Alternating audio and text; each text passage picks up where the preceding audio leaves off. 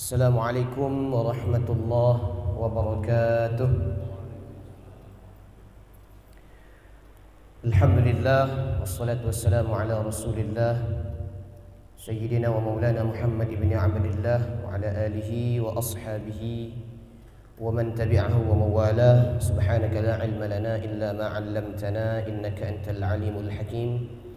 Rabbi shrah li sadri wa yassir li amri wahlul 'uqdatam min lisani yafqahu qawli. Rabb yassir wa la tu'assir wa bitammim bil khair ya fattah ya alim iftah lana futuhal 'arifin. La haula wa la quwwata illa billahil 'aliyyil 'azim. Sebelum kita mulai kajian, mari kita buka dengan membaca nomor Quran dengan bertawassul kepada pengarang kitab dan ulama-ulama yang lain.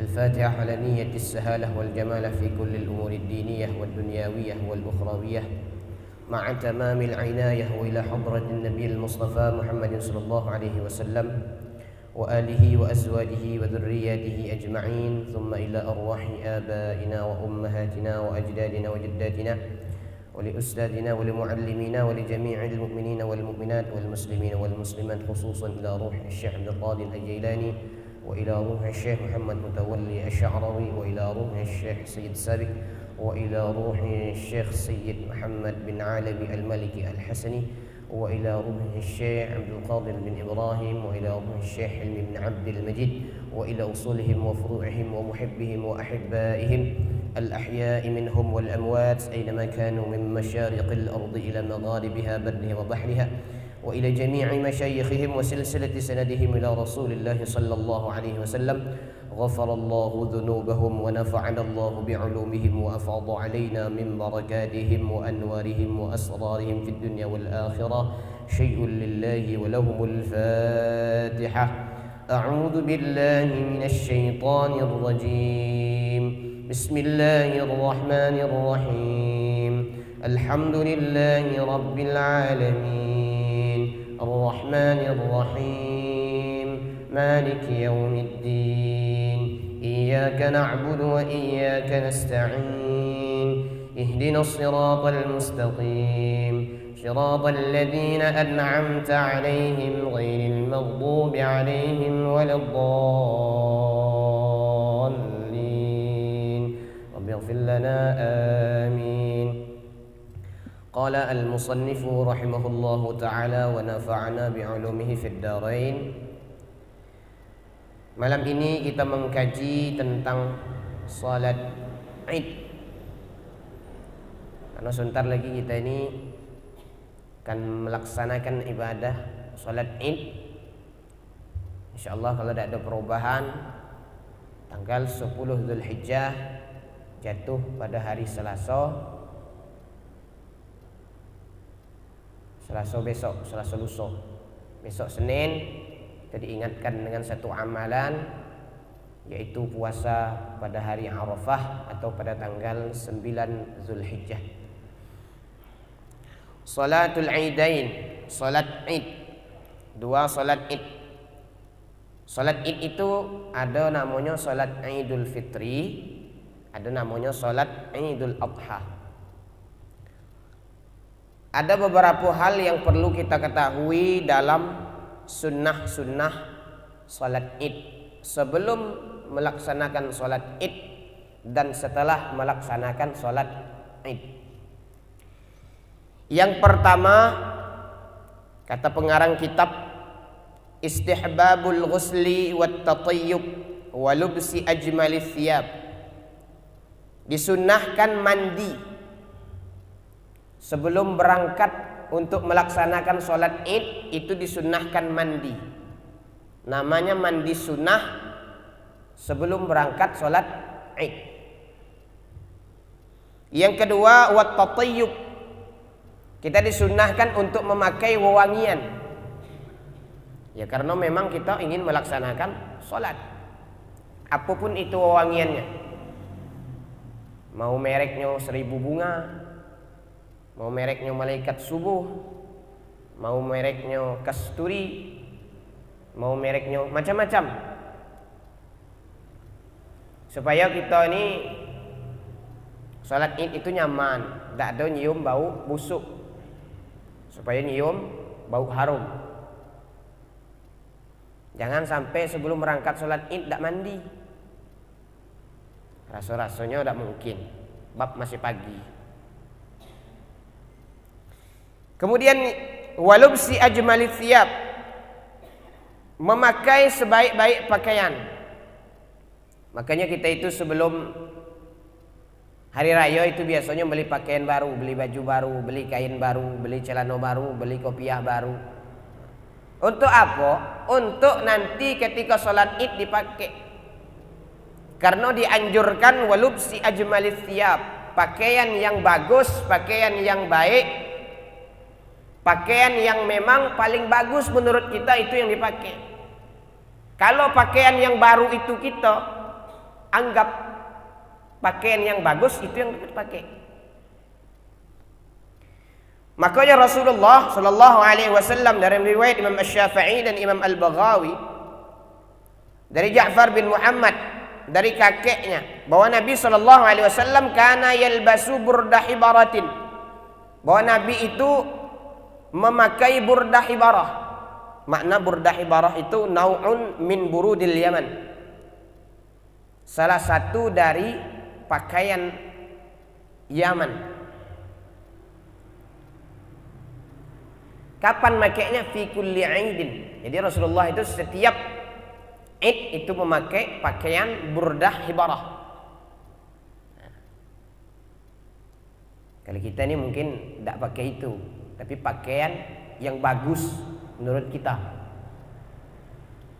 Makanya Rasulullah dalam sebuah riwayat hadis dari Imam Al-Hakim, amarana Rasulullah memerintahkan kami, kata Hasan As-Sibti, Rasulullah memerintahkan kami fil idaini dalam dua salat id, salat Idul Fitri, salat Idul Adha. Apa Rasulullah perintahkan? Annal basa ajwada ma najidu, memakai pakaian yang bagus, yang paling bagus di antara pakaian kita itu. Kemudian wa anna tatayyaba bi ajwadi ma najidu, memakai wewangian yang paling harum dari wewangian itu. Yang ketiga wa an nudhhiya bi athmani ma najidu, kita disuruh untuk memotong kurban dengan hewan kurban yang paling bagus. Nanti setelah sholat id, nah itu sudah kita disunnahkan untuk memotong kurban kalau kita mampu. Itu yang pertama. Yang kedua, al-aklu qabla al-khuruji fil fitri dunal adha, makan sebelum melaksanakan sholat Idul Fitri dan tidak makan sebelum melaksanakan sholat Idul Adha. Jadi itu ada perbedaan. Ketika kita mau melaksanakan sholat Idul Fitri, itu dianjurkan makan terlebih dahulu. Kalau kita mau melaksanakan sholat Idul Adha, dianjurkan tidak makan. Yang dimakan itu apa? Kalau kita melihat dari beberapa riwayat hadis Nabi, yusannu aklu tamaratin witran, disunnahkan makan tamarat. Tamarat itu kurma yang kering. Kurma itu ada yang jenisnya basah, ada yang jenisnya kering. Kalau bahasa Arabnya tamar, itu jenis kurma yang kering. Jadi Rasulullah itu sebelum berangkat melaksanakan salat Idul Fitri, Rasulullah makan kurma yang kering. Berapa jumlahnya? Witran, jumlahnya ganjil.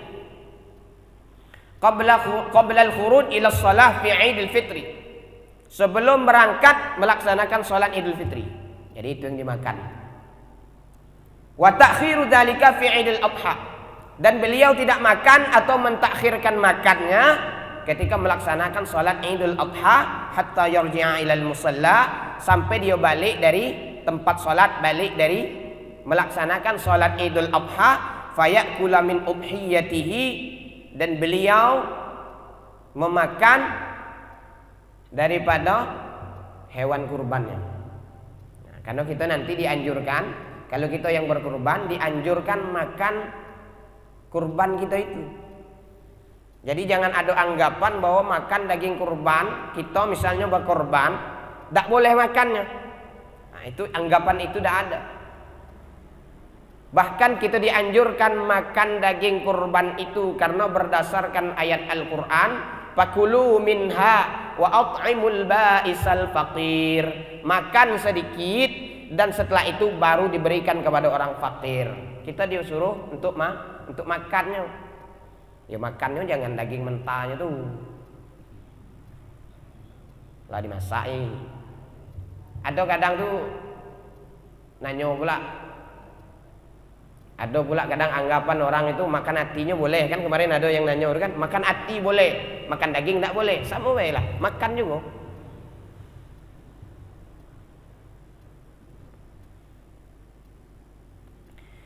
Karena dalam sebuah hadis riwayat Imam Ahmad, Imam Al-Bukhari, kana an-nabiyyu la yaghdu yaumal fitri hatta ya'kula tamaratin wa ya'kuluhunna witran.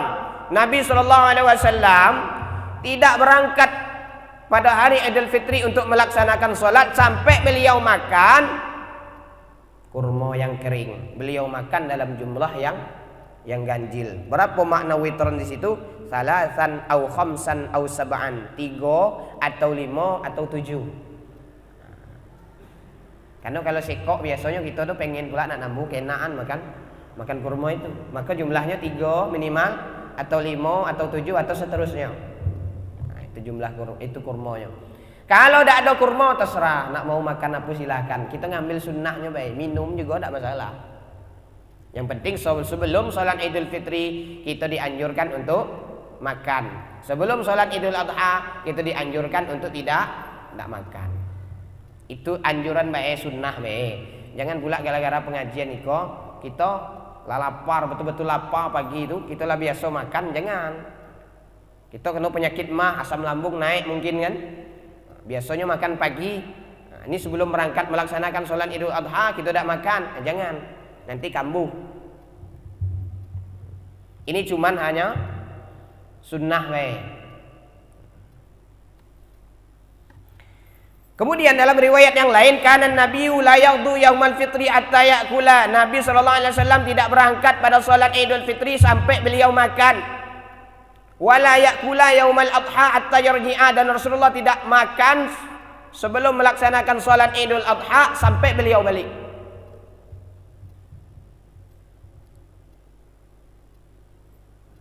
Apa penyebabnya? Ngapo sebelum sholat Idul Fitri dianjurkan makan, sebelum sholat Idul Adha dianjurkan tidak makan? Penyebabnya pertama, sholat Idul Fitri, sebelum sholat Idul Fitri kita dianjurkan untuk makan karena supaya memisahkan antara bulan Ramadan dengan bulan Syawal. Karena di bulan Ramadan kita itu 30 hari berpuasa, tidak makan di siang hari, dari mulai terbit fajar sampai terbenam matahari, dari mulai waktu subuh sampai waktu maghrib. Kita tidak makan selama bulan Ramadan. Maka masuk bulan Syawal, memisahkan antara bulan Ramadan dengan bulan Syawal, kita dianjurkan untuk makan dulu, supaya tidak ada anggapan bahwa hari itu kita puasa. Lalu kenapa di sholat Idul Adha sebelum berangkat kita tidak dianjurkan untuk makan? Kita dianjurkan untuk tidak makan. Kenapa? Karena setelah melaksanakan sholat Idul Adha, kita nanti dianjurkan untuk makan hasil kurban itu. Makanya tidak makan.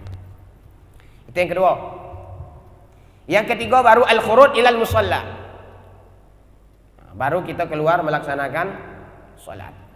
Pertanyaannya, sholat id itu boleh atau tidak di lapangan? Karena banyak orang sholat id itu di lapangan. Kalau kita biasanya di masjid. Maka kata pengarang kitab Sholatul Idi, yajuzu an tu'adda fil masjid. Sholat id itu boleh dilaksanakan di masjid, walakinna ada'aha fil musalla kharijal balad fadlun. Akan tetapi menunaikan di tempat yang lapang, di lapangan, fadlun itu lebih utama. Itu utama. Yang diutamakan di lapangan sebenarnya. Malam yakun hunaka uzrun, selama di sana itu tidak ada uzur. Apa uzurnya? Kamatarin, seperti hujan.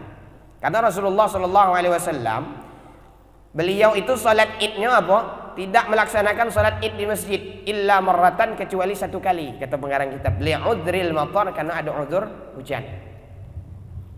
Jadi tidak ada masalah mau kita salat di masjid, mau salatnya di lapangan, silakan.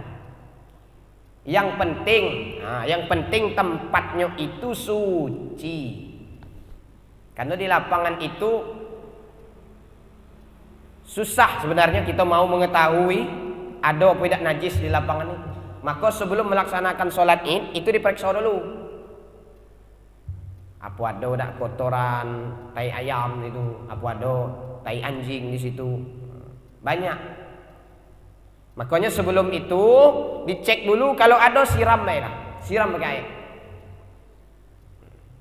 Setelah siram baru dibentangkan ambal atau dibentangkan topal kalau bahasa gitu. Dibentang topal, baru di atasnya letak tikar, kemudian di atasnya lagi letakkan sajadah. Cuman kalau kita sudah biasa di masjid, kita di masjid lah. Tahun ini masih 2 kali kita melaksanakan sholat ini, masih 2 kali. InsyaAllah mudah-mudahan tahun depan, InsyaAllah 1 kali kita melaksanakan sholat Id. Artinya tidak ada lagi pisah antara laki-laki perempuan. InsyaAllah perempuan di atas, laki-lakinya di pelataran yang bawah, tingkat bawah. Nah itu yang ketiga. Kemudian yang keempat, ini ringkas baik. Yang keempat, mukhalafatut thariq. Sunnah sebelum dan setelah melaksanakan sholat Id itu apa? Mukhalafatut thariq. Berbeda jalan pergi dengan jalan balik. Kalau kita perginya lewat sana, balik lewat sana, itu sunnah.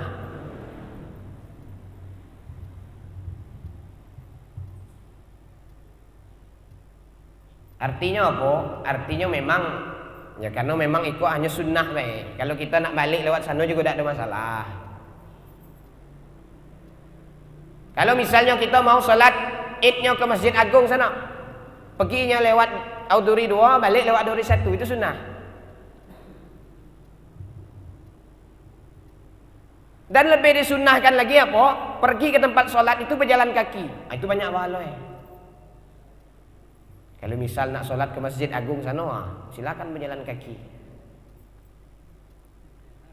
Nah, cuma ya dari jam 3 tuh lah berangkat lah. Supaya banyak dapat pahala Karena kenapa setiap langkah itu dihitung. Setiap langkah kita itu hitung. Makin banyak langkah, makin banyak pahalanya. Lalu macam mana kalau rumah kita dekat dengan masjid? Keliling dulu masjid 10 kali, baru masuk. Ya banyak langkahnya merah. Itu kalau langkah. Macam mana dengan motor? Tetap juga dapat pahala. Kenapa? Faman ya'mal mithqala dzarratin khairan yara. Sebesar biji sawi itu tetap dihitung, tetap dibalas oleh Allah Subhanahu wa taala, apalagi seliter minyak. Yang keempat, mukhalafatut thariq, jalannya berbeda. Zahaba aktsaru ahli ilmi, para ulama, ila istihbabiz zahabi ila salati al-'id fi tariq. Disunnahkan, dianjurkan oleh para ulama pergi untuk melaksanakan salat Id dengan satu jalan, warruju'i fi tariqin akhar, dan balik jalan yang lain. Sunnah. Atau untuk membedakan, perginya masuk pintu situ, balik lewat pintu situ.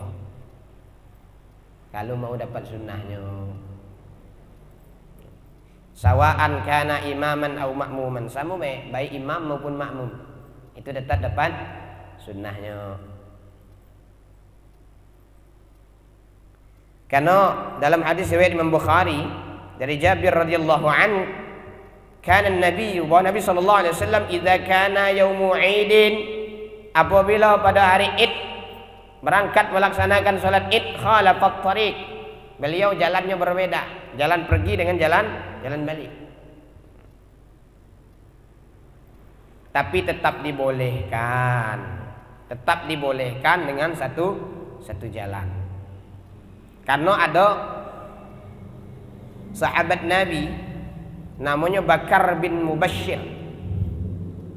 Jadi Bakar bin Mubashshir ini pernah mengatakan, kuntu aghdu ma'a ashabi Rasulillah. Aku dulu pernah berangkat bersama sahabat Rasulullah sallallahu alaihi wasallam ilal musalla yaumal fitri. Berangkat untuk melaksanakan salat Idul Fitri. Wa yaumal adha, dan berangkat melaksanakan salat Idul Adha. Fanasluka batna bathan. Kami melewati batna bathan. Apa makna bathan itu? Wadu bil Madinah. Suatu lembah di daerah Madinah. Jadi di Madinah itu ada lembah namanya Batna Bathan. Mereka melewati jalan itu hatta na'tiyal musalla, sehingga kami datang ke tempat salat. Fanusalli ma'a Rasulillah, kami pun salat bersama Rasulullah. Thumma narji'u min batni bathan ila buyutina, kemudian kami balik lagi melalui jalan itu tadilah sampai ke rumah kami. Jadi tidak ada masalah. Mau beda jalan silahkan, mau jalannya itulah silahkan, tapi lebih dianjurkan berbeda jalannya.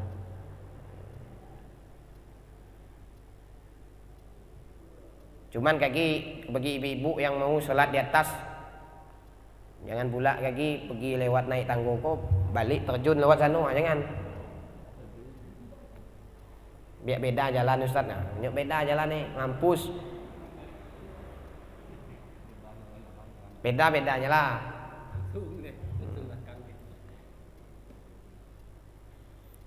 Nah, itu yang keempat. Yang kelima, waktu salatil Id. Waktu salat Id. Kapan waktu salat Id itu? Makanya nanti ketika kita melaksanakan salat Id itu kadang lebih pagi dibandingkan dengan salat Idul Fitri, dibandingkan dengan salat Idul Adha. Lebih dahulu salat Idnya dibandingkan dengan salat Idul Adha. Salat Idul Adha lebih dahulu salat Idul Adha dibandingkan dengan salat Idul Fitri. Kenapa? Karena salat Idul Fitri itu diperlambat.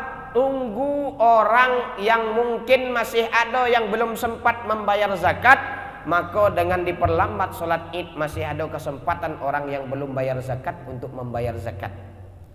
Lalu kenapa salat Idul Adha itu dipercepat waktunya? Karena setelah melaksanakan salat Idul Adha itu nanti ada namanya pemotongan hewan kurban. Maka supaya dipercepat. Kapan waktunya? Waktu salatil Idi min irtifa'is syamsi qadra 3 amtarin ila zawal. Waktu salat Id itu membentang ketika matahari naik lebih kurang 3 amtarin, lebih kurang 3 meter ila zawal, sampai tergelincir matahari. Lebih kurang kalau gitu nih jam-jam 6:30 lah. Makanya untuk menunggu jemaah itu kita bertakbir. Karena dianjurkan kita untuk bertakbir. Nanti kita akan jelaskan Idul Fitri itu takbirnya mulai kapan, Idul Adha itu takbirnya mulai kapan. Karena ada riwayat dari Nabi SAW melalui jalur Jundub, bahwa Jundub mengatakan kana Nabi sallallahu alaihi wasallam, Nabi sallallahu alaihi wasallam yusalli bina al-fitra, beliau salat bersama kami salat Idul Fitri, wasyamsu ala qaidi rumhaini, sedangkan matahari itu berada qaidi rumhain. Makna qaidi rumhain di sini ai qadra rumhain, sekadar dua rumhain itu maknanya lebih kurang 6 meter. Karena makna ar-rumhu yaqdiru bi 3 amtar, bahwa satu rumhun itu adalah 3 meter. Berarti rumhain, 2 rumhun itu maknanya 6 meter. Itu kalau salat Idul Fitri. Wal adha ala qaidi rumhin, dan salat Idul Adha ketika matahari naik lebih kurang 3 meter. Itu mau dihitungkan. Tapi kalau kita perkiraan jam 6:30. Kalau Idul Fitri perkiraan jam 7-an gitu. Perkiraannya gitu. Lalu mengapa salat Idul Fitri itu diperlambat, salat Idul Adha itu dipercepat? Nah, ini ada penjelasannya. Istihbabu ta'jili salati Idul Adha, disunnahkan mempercepat salat Idul Adha, wa ta'khiru salatil Fitri, dan disunnahkan mentakhirkan salat Idul Fitri. Wa yusannu taqdimul adha liyattasi'a waqtu dhahiyah. Disunnahkan mempercepat waktu salat Idul Adha itu untuk memperluas waktu untuk memotong korban. Wa ta'khirul fitri, dan disunnahkan mentakhirkan atau memperlambat salat Idul Fitri liyattasi'a waktu ikhraji shadaqatil fitri, untuk memperluas waktu membayar zakat. Salat Idul Fitri diperlambat itu untuk memperluas waktu membayar zakat. Salat Idul Adha dipercepat untuk memperluas waktu pemotongan kurban. Yang ke-6, al-azanu wal iqamatu lil idain. Azan dan iqamah salat Id. Ada beda? Kan itu yang ditanya dulu. Karena selama ikut ndak ada gitu azan, ndak ada iqamah. Apakah itu betul?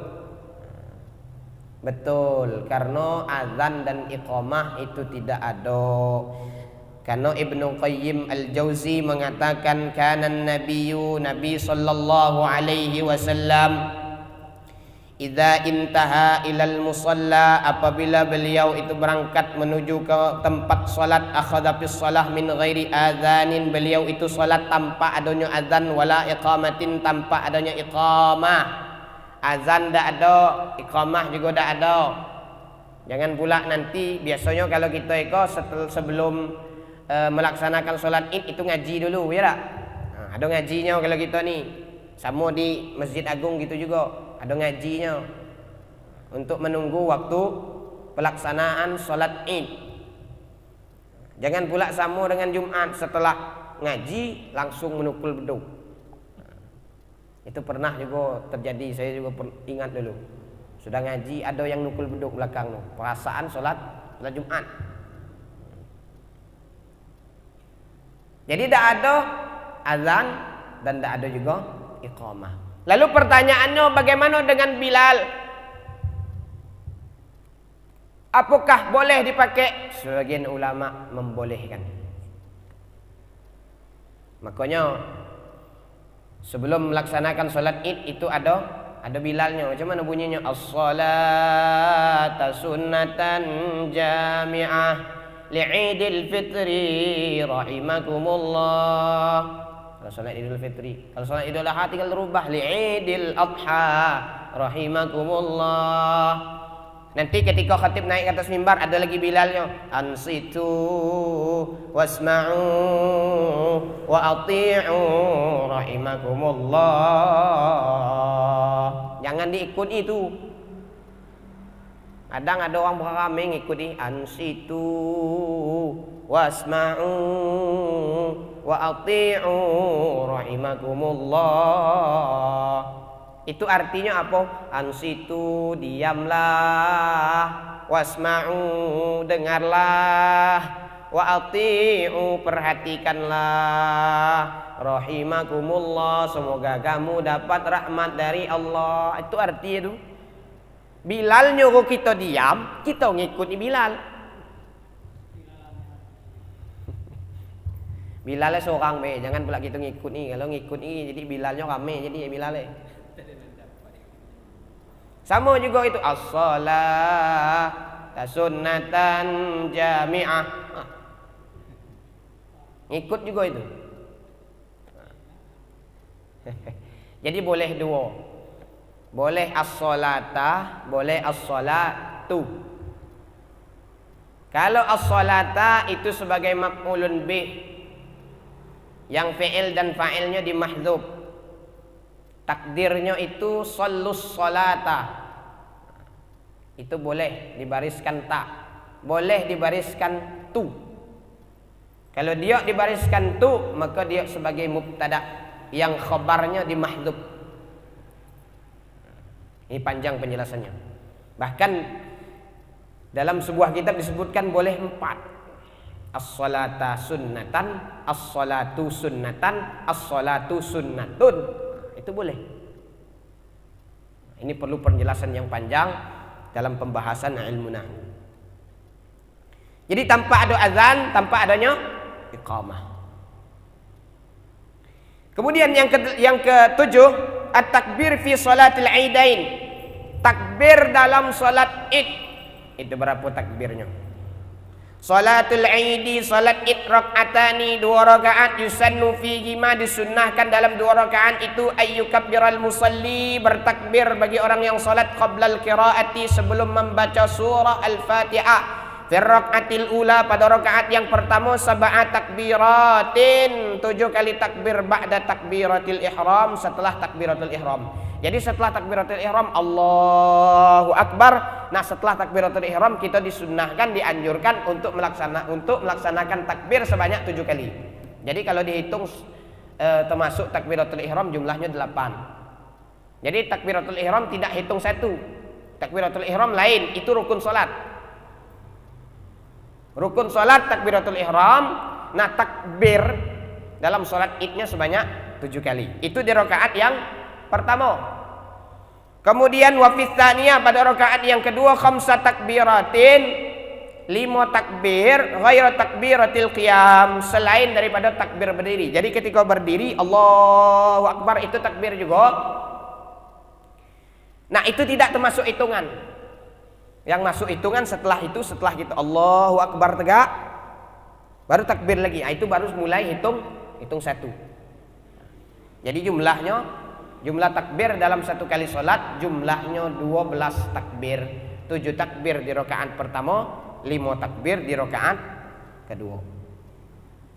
Ma'arab yadaini ma'a kulli takbiratin, bersamaan dengan mengangkat kedua tangan pada saat kita setiap melaksanakan takbir. Apa ucapannya? Apa ucapannya takbir itu? Nah, apa bacaannya? Allahu Akbar. Maksudnya apa bacaannya setelah takbir itu? Subhanallah, walhamdulillah, wala ilaha illallah, wallahu akbar. Boleh 2 cara. Cara pertama, setiap takbir membaca subhanallah, walhamdulillah, wala ilaha illallah, wallahu akbar. Atau setiap 2 takbir. Karena istahabba Ahmad, Imam Ahmad mensunnahkan, wasyafi'i, Imam Asy-Syafi'i mensunnahkan al-faslu baina kulli takbirataini, memisahkan antara setiap 2 takbir bizikrillah, dengan berzikir kepada Allah, seperti subhanallah, walhamdulillah, wala ilaha illallah, wallahu akbar.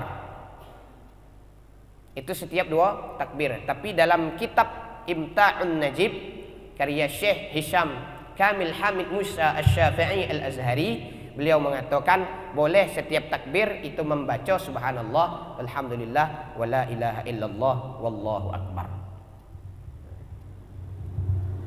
Karena ada hadis dari Nabi SAW dari Umar bin Shu'aib, dari ayahnya, dari kakeknya, bahwa Nabi SAW kabbara fi Aidin, Nabi itu bertakbir dalam salat Id itnatai asyrata takbiratan, sebanyak 12 takbir, 7 fil ula wa 5 fil akhirah. 7 kali di rakaat pertama, 5 kali di rakaat yang kedua.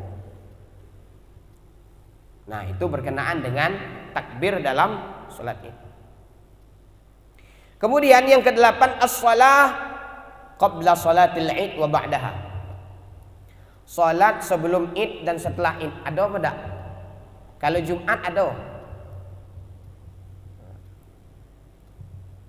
Dalam salat yang wajib ada qabliyah, ada ba'diyahnya. Qabliyah zuhur, ba'diyah asar, ba'diyah zuhur, qabliyah asar, qabliyah maghrib, ba'diyah maghrib, qabliyah isya, ba'diyah isya, qabliyah subuh. Itu ada qabliyah ba'diyah. Lalu bagaimana salat Id? Ada tak qabliyah ba'diyahnya? Lam yathbut anna li salatil Id sunnatun qablaha wala ba'daha. Tidak ada bagi salat Id, tidak ada salat sunnah sebelum dan setelah melaksanakan salat Id, kecuali salat sunnah mutlak dan salat sunnah tahiyatul masjid.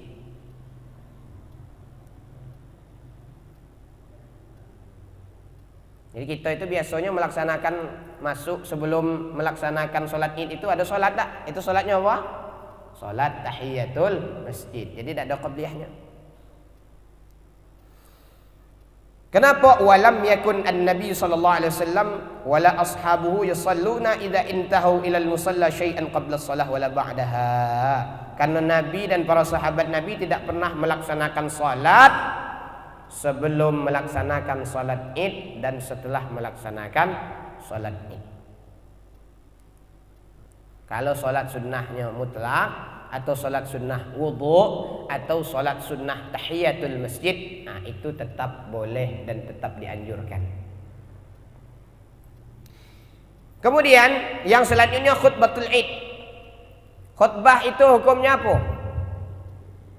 Apa wajib? Apa sunnah? Apa makruh? Apa boleh dalam salat Id? Al khutbatu ba'da salatil Id sunnah. Khutbah setelah solat Id itu sunnah. Makanya nanti kalau kita tidak ada sempat ke masjid, tidak bisa ke masjid, solat di rumah sendirian, solat di rumah dewean, boleh melaksanakan solat Id tanpa pakai khutbah.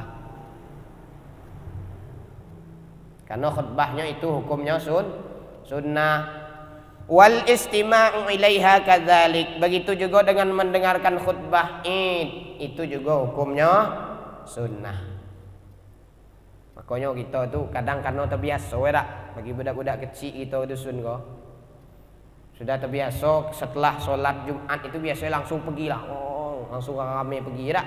Nah, begitu juga dengan sholat Id. Kalau sudah sholat Id itu langsung balik lah. Tidak ada lagi dengan khutbah. Padahal kan kita kan setelah sholat Id kan ada khutbahnya. Nah, maka kalau kita melakukan itu, misalnya sudah sholat Id langsung balik, nah itu tidak ada masalah, karena dihukumi makruh saja. Karena mendengarkan khutbah itu hukumnya sunnah, tidak mendengarkan khutbah hukumnya makruh. Kita ringkas saja, karena pembahasannya agak-agak panjang. Kemudian, fadlul amal salih fi ayyamil ashri min Zulhijjah. Keutamaan beramal yang bagus, beramal yang baik pada 10 hari dari bulan Zulhijjah. Hari kola masuk tanggal 9. Kita dari tanggal 1 itu sudah disunnahkan untuk beramal dengan amalan yang baik. Mau bersedekah kah, mau banyak zikir kah, rajin kita ke masjid kah. Itu amal yang saleh. Karena Ibnu Abbas radhiyallahu an bahwa Nabi SAW bersabda, "Ma min ayyamil amalul as-salihu." Tidaklah dari hari-hari beramal yang baik ahabbu ilallah azza wa jalla, yang lebih disukai oleh Allah azza wa jalla min hadhil ayyam, daripada hari-hari ini. Makna hadhil ayyam di sini ayyamul ashr, yaitu 10 hari di bulan Zulhijjah. Karena kita disunnahkan untuk beramal yang saleh, baik puasa, baik bersedekah dan lain sebagainya. Al-Quran juga menganjurkan wa yadhkuru smallahi fi ayyamin ma'lumat. Berzikirlah kamu mengingat Allah subhanahu wa ta'ala, berzikirlah kamu menyebut nama Allah subhanahu wa ta'ala fi ayyamin ma'lumat, pada hari-hari yang ditentukan. Makna ayyamin ma'lumat di situ ayyamul ashri, yaitu 10 hari di bulan Zulhijjah. Mau berpuasa dari tanggal 1 sampai tanggal 9 silakan. Mau berpuasa tanggal 8 dan tanggal 9 silakan. Mau berpuasa tanggal 9 baik silakan. Nah, padahal tadi itu sudah mulai kita untuk berpuasa. Itu sunnahnya. Besok hari Arafah kita dianjurkan untuk berpuasa pada hari Arafah. Karena orang yang melaksanakan haji itu berkumpul di padang Arafah, wukuf di padang Arafah, dan mereka itu dilarang untuk berpuasa. Maka kita yang tinggal tidak melaksanakan ibadah haji untuk mendapatkan keutamaan hari Arafah, maka kita disunnahkan, dianjurkan untuk berpuasa. Karena orang pada saat itu sedang berkumpul, sedang wukuf di padang Arafah. Kemudian yang selanjutnya istihbabut tahni'ah bil 'id. Ini waktu kita ringkas. Bentar lagi waktu Isya masuk. Istihbabut tahni'ah bil 'id. disunnahkan mengucapkan selamat hari raya Idul Fitri dan mengucapkan selamat hari raya Idul Adha. Itu sunnah. Makanya di TV-TV itu selamat hari raya Idul Fitri, selamat hari raya Idul Adha. Itu hukumnya sunnah. Karena hadis dari Hubair bin Nafir, beliau mengatakan karena ashabu Rasulullah sallallahu alaihi wasallam, karena ashabu Rasulillah sallallahu alaihi wasallam, sahabat-sahabat Rasulullah sallallahu alaihi wasallam, idza iltaqau yaumul id, apabila mereka berjumpa, maka apabila mereka bertemu pada hari Id, yaqulu ba'dhum li ba'din, sebagian daripada mereka mengucapkan kepada sebagian yang lain, apa ucapannya? Taqabbala minna wa minka. Itu yang kita baca setelah berdoa tuh. Taqabbalallahu minna wa minkum. Taqabbal ya karim. Yang lebih pas itu taqabbalallahu minna baru wa minkum. Kenapa? Karena yang namanya doa itu kita diutamakan dulu baru doa dengan orang lain. Kalau kita kok taqabbalallahu minkum minna wa minkum. Walaupun memang ada riwayat yang menyebutkan seperti itu ada. Tapi yang lebih bagusnya, lebih pasnya itu taqabbalallahu minna wa minkum. Ya Allah, kabulkan sesuatu dari kami dan kabulkan sesuatu dari kalian. Atau semoga Allah mengabulkan doa kami, semoga Allah mengabulkan doa kalian. Itu maknanya. Jadi kita disunahkan, dianjurkan. Maka kita itu berjalan ke rumah, selamat hari raya Idul Adha ya, mohon maaf lahir dan batin. Sebelum hari raya pun kita juga sudah mengucapkan selamat hari raya Idul Adha, mohon maaf lahir dan batin.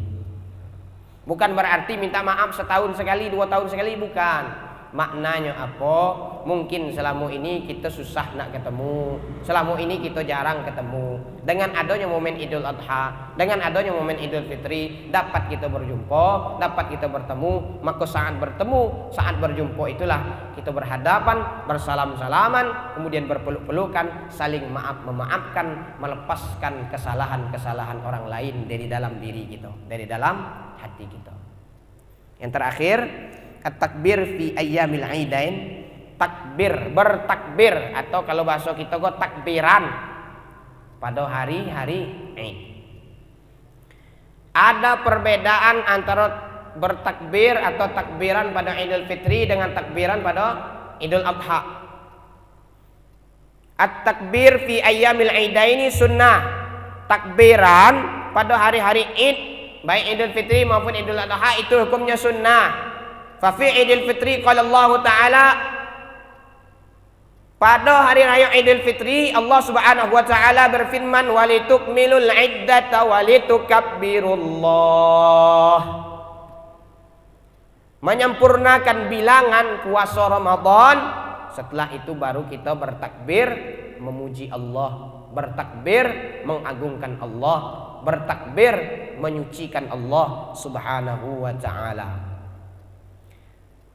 Dalil tentang bertakbiran pada hari raya Idul Adha itu surah Al-Baqarah 203, wadkurullaha fi ayyamin ma'dudat, berzikirlah kamu mengingat Allah Subhanahu wa taala pada hari-hari yang telah ditentukan, fi ayyamin ma'dudat.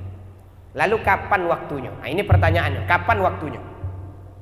Wa jumhurul ulama ala anna takbira fi Idul Fitri, jumhur ulama mengatakan bahwasanya bertakbir pada hari raya Idul Fitri min waqtil khuruji ila shalah, ketika orang keluar melaksanakan salat, ila ibtida'il khutbah, sampai mulainya khutbah. Itu jumhur ulama. Jumhur ulama mengatakan ketika kita mulai keluar dari rumah untuk melaksanakan sholat Id, itu dianjurkan, baru disunnahkan untuk bertakbiran.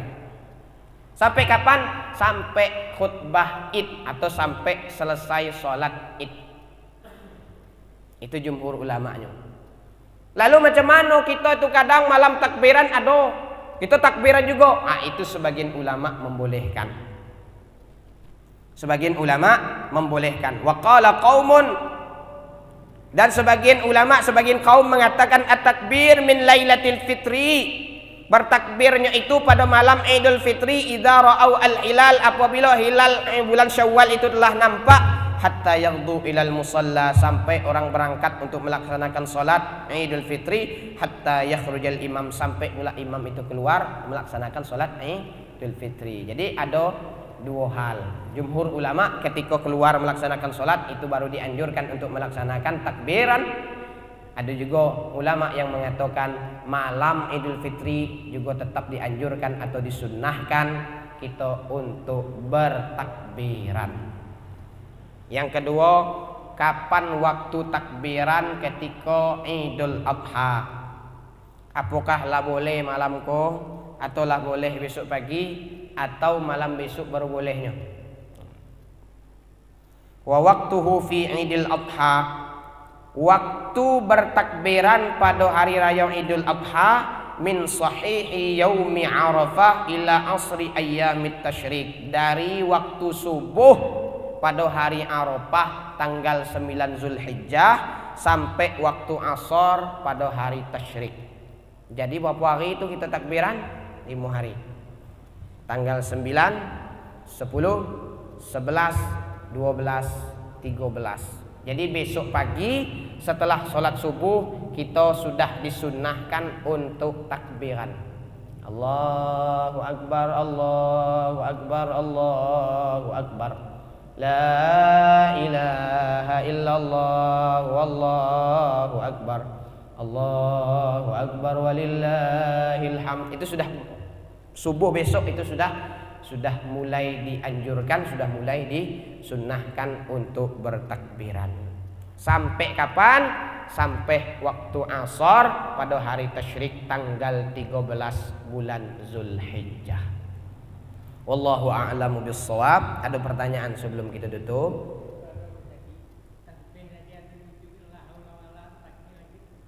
Tak lagi. Karena Imam Syafi'i mengatakan bacaannya subhanallah walhamdulillah wala ilaha illallah wallahu akbar. Karena 4 kalimat ini yang paling utama. Kalimat yang tertua pertama adalah subhanallah. Karena ini diucapkan pertama sekali oleh malaikat.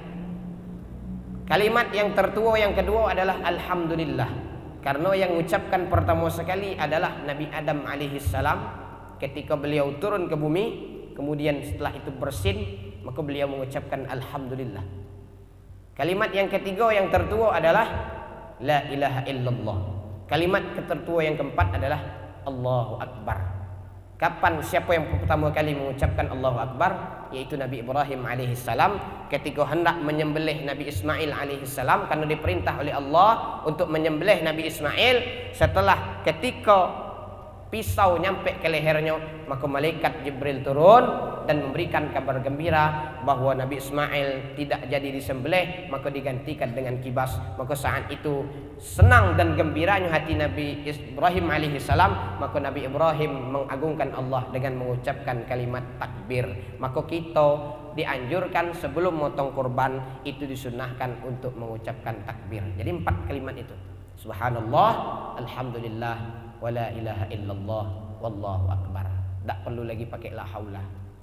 Ya, tapi kalau nak pakai la haula juga tak ada masalah.